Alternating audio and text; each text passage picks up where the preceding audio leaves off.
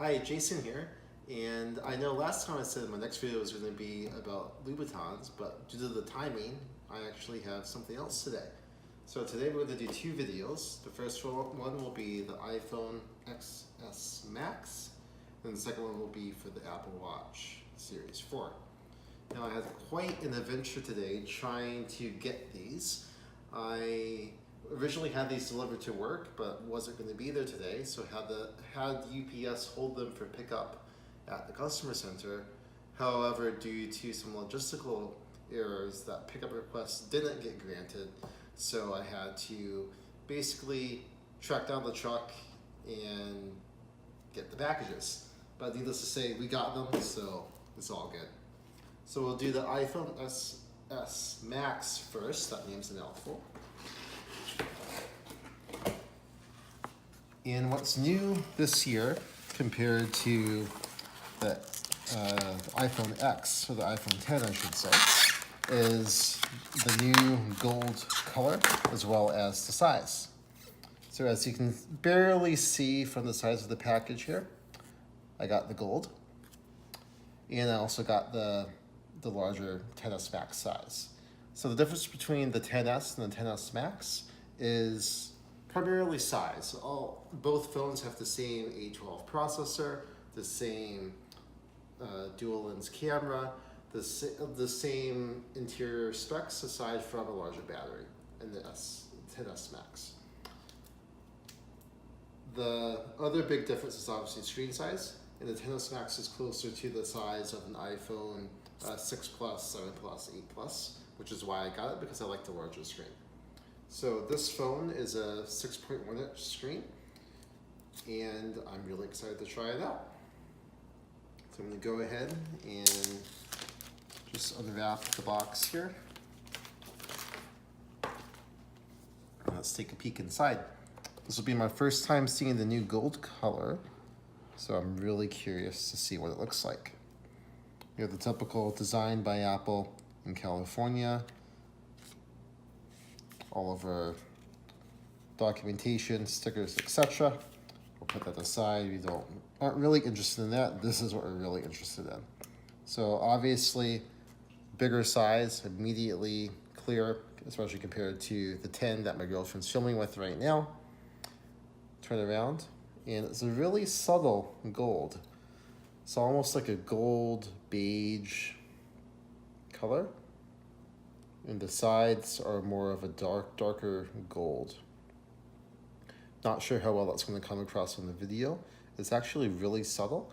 Definitely not as popping as the gold on the iPhone 5S when that first came out. It's actually pretty sophisticated. I really like the look. And my initial impression of the phone in my hand is it is substantial, but it's not overly so. So it definitely feels more of a full fit than an iPhone 10, but it feels slightly smaller than an iPhone Plus.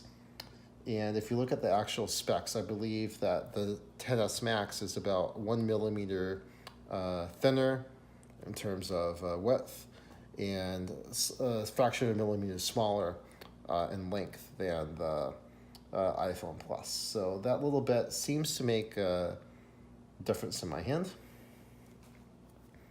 Let's go ahead, take off the protector here. And let's see how fast it takes to boot up. There we go.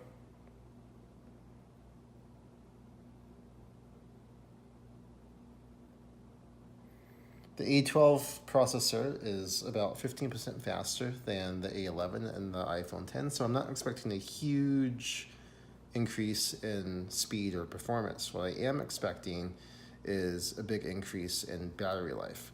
The A11 processor is a 10 millimeter node. This A12 is a 7 millimeter node, and it seems like from all the specs that Apple has focused on power efficiency due to the smaller transistor size, rather than pushing the performance as much as possible. So I see the phone is up. So let's go and just walk through the setup here. This is a pretty familiar setup to anybody who's set up a new phone on iOS really 7 or later. So I always set everything up as US. So let me just scroll down to the United States.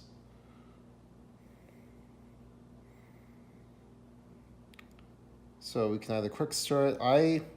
You shouldn't need to do that these days from everything I hear, but just to prevent any sort of bugs or errors coming across from the old backup, I always set everything up as brand new. So I'm going to say set up as manually. I'll choose my Wi-Fi network. And I'll just move this away because you don't need to see my password.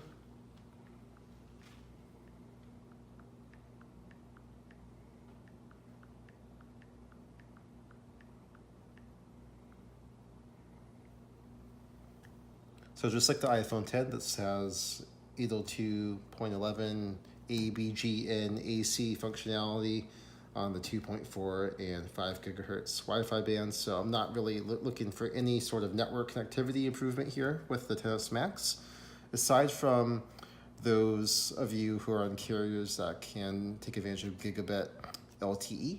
So the iPhone XS Max has a 4x4 MIMO LTE antenna inside that basically allows it to take advantage of more of the LTE bands and thus grant you access to that higher speed.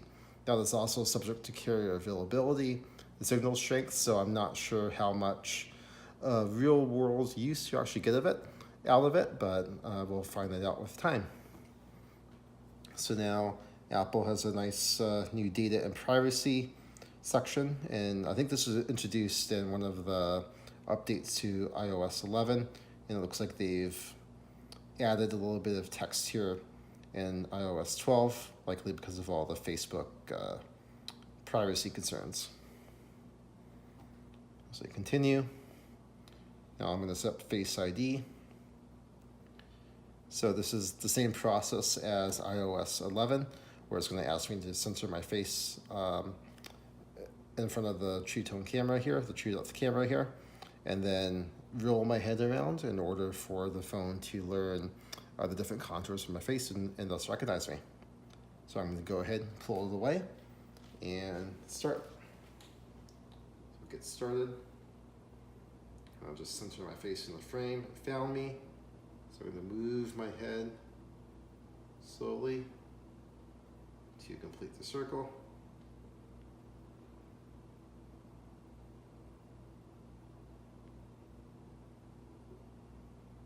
So first scan is complete.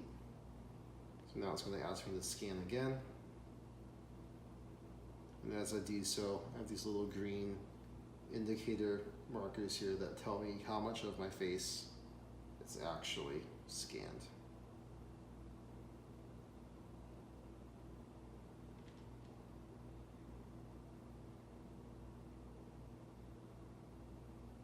I think I'm a little bit too close.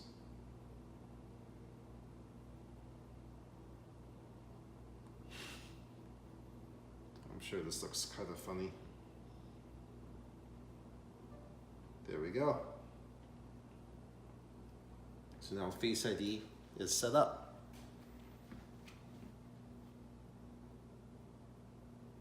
So now it's going to ask me to create a passcode. You don't need to see that.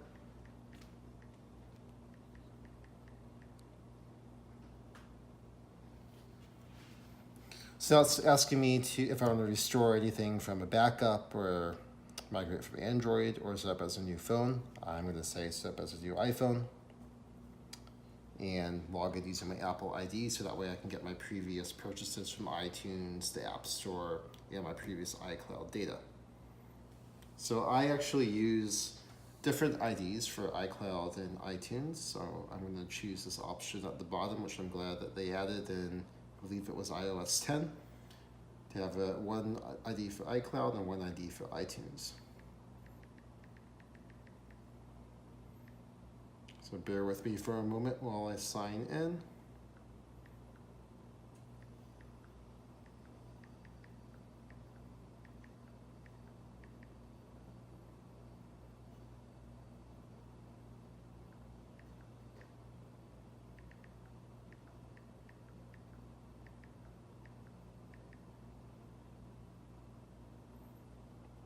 So with iCloud, you have a two-factor authentication.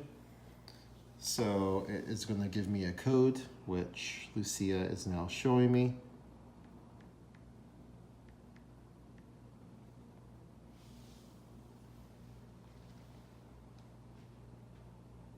So now I'm going to sign into iTunes.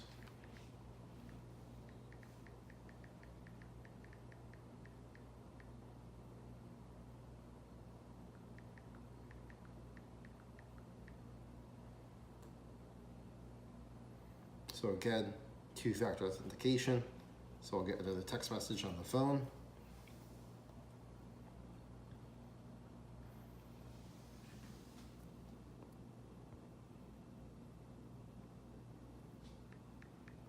Now, if I had put my SIM card in this phone beforehand, it would have recognized my phone number and any of these two-factor authentication text messages that were coming through, and automatically fill them in for me, so I don't then have to type in the code. But I did not do that, so that is why it is asking me for the code. So now I agreed to all the terms and conditions, so it's just setting up my Apple ID.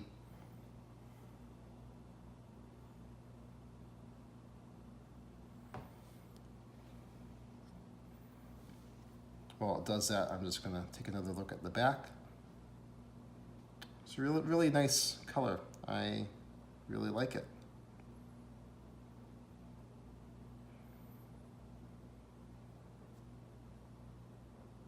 The one thing I do notice right off the bat is on the very bottom, the speaker grill is no longer symmetric due to the antenna lines.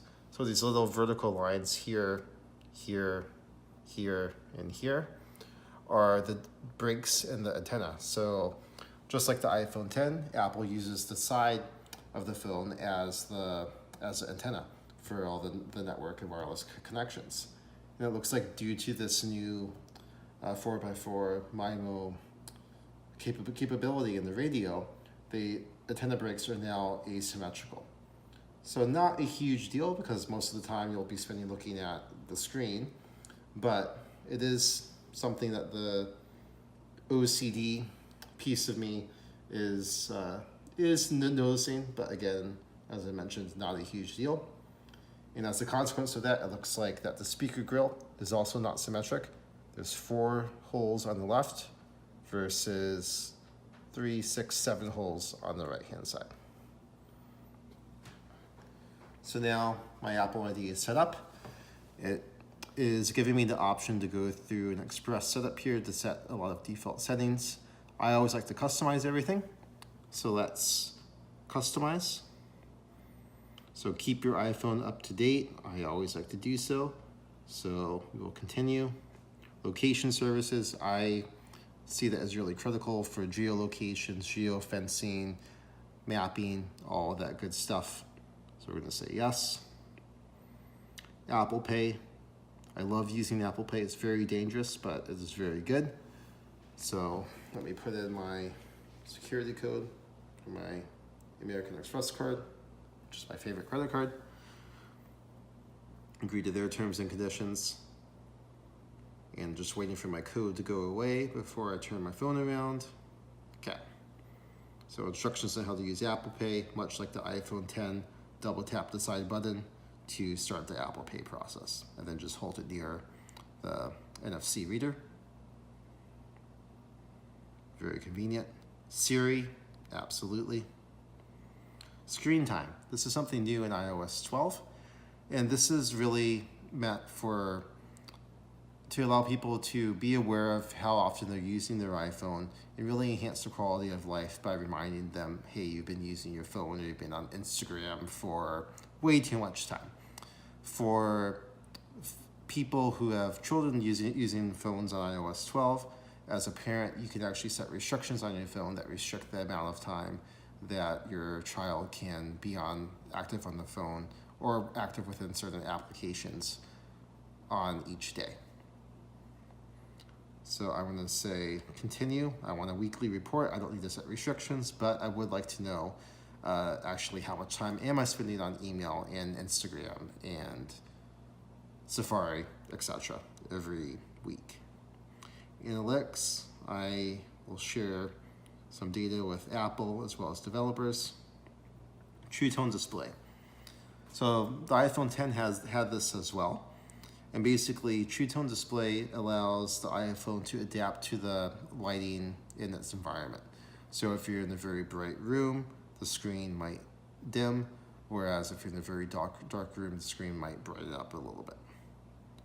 So I'll say continue. Display zoom, I always like standard. You can kind of zoom in. So this is the standard view here. If it goes zoomed, you see it makes everything a little bit bigger. So zoomed versus standard. I have great eyesight, so I will choose standard. Now, just a little introduction on how to actually go home for those users who might not have had an iPhone 10 and are so used to the actual physical home button at the bottom. So just like the iPhone 10, in order to go home, you just swipe up from the bottom and then you get back to the home screen. Pretty intuitive. When I did move to the 10, it did take me about a few hours, maybe about 5-6 hours to actually get used to it because I would still look for the physical home button. But after that initial 5-6 hour breaking period, it felt completely natural and I've never missed a home button since. So again, it's going to walk through the various gestures that are new in iOS 11, iOS 12 for the phones with a full screen without the home button. So that you can swipe up and hold to switch between applications and then swipe left and right on the little preview mode there. And to access your shortcuts and controls, you can swipe down from the top right by the Wi-Fi and battery icons. And that's it. So welcome to iPhone. Swipe up to get started. Takes me to the home screen. I have a nice soap bubble background as you can see there, along with some transactions that are coming through across Apple Pay. So really the big things with the iPhone XS Max are definitely the screen size, definitely the new iOS 12, which all the functionality is available on pretty much every phone since the 5S. So that's pretty good that Apple's keeping that backwards compatibility to keep the phones fresh. And they've really focused on a lot of performance upgrades to their older phones, making the camera load faster, apps load faster, animations transition more smoothly, etc. As far as the XS Max goes, the big change, as I mentioned, screen size, battery. So this has the largest battery, I believe, ever in an iPhone, which is a 3100 milliamp hour battery. So supposedly this phone will last an hour and a half longer on average than an iPhone 10. So I'll see over the next few days whether or not that's actually true. And the big change is the camera. So the specs haven't changed too much. So it's still a 7 megapixel camera in the front, a 12 megapixel camera in the back. But what has changed is the second lens. So just like the iPhone 10, there's two lenses. There's a wide angle and a telephoto lens, such that you can actually have a larger range of optical zoom. I won't go too much into the details here, but what has changed in the XS and XS Max is that the wide angle lens has been upgraded, and they have upgraded the focal length as well as the actual physical size of the sensors. And ultimately what that means is better low light pictures, better field of view, more true colors. And the other piece of that too is not just the hardware, but the software that supports all the processing that is done when you take a picture on the iPhone. So the A12 has a new neural engine, which is responsible for a lot of artificial intelligence and machine learning in terms of actually processing and giving you a really high quality professional looking picture with minimal effort. And Apple has supposedly focused a lot on that in iOS 12 and the A12 chip in here.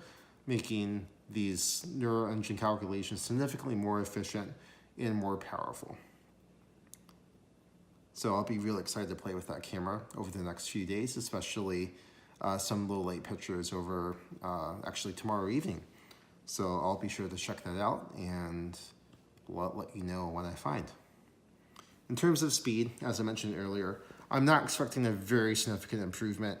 The iPhone 10 on iOS 11, iOS 12, and with the A11 chip is pretty fast, frankly, for everything I needed it to. As I kind of just scroll around between applications, let's just say go to the Apple's website, scroll around, everything is really smooth. I really don't notice anything immediately different than the iPhone 10, iOS 12 because it was plenty fast. Again, the big change there, I would say the processor is more efficient, thus it would use less power and give you much longer battery life. What I'm really looking forward to is the screen and the camera, and I'll be sure to try that out as I mentioned and let you know what I think after I've had some time to use it. So that's the iPhone XS Max, the initial unboxing. Before we go, we'll take a quick peek to see what else is in here. So no surprises, although the one thing I am disappointed about is it's still the standard power brick. I was hoping that, especially with the larger battery, that they would supply a larger power brick. And then the ear pods, as you can see, and USB-A to Lightning charging cable. What's missing from this box is Lightning to 3.5 millimeter headphone jack adapter. So Apple did include that in the past few years of iPhones because they, of course, got rid of that headphone jack adapter and included that adapter to help people with that transition. But now they think that most people have moved over to wireless headphones, so they're no longer including that as part of every iPhone packaging. Okay, thank you very much, and I'll finish up saying my iPhone, and I'll be back shortly with an Apple Watch Series 4 unboxing and initial setup video.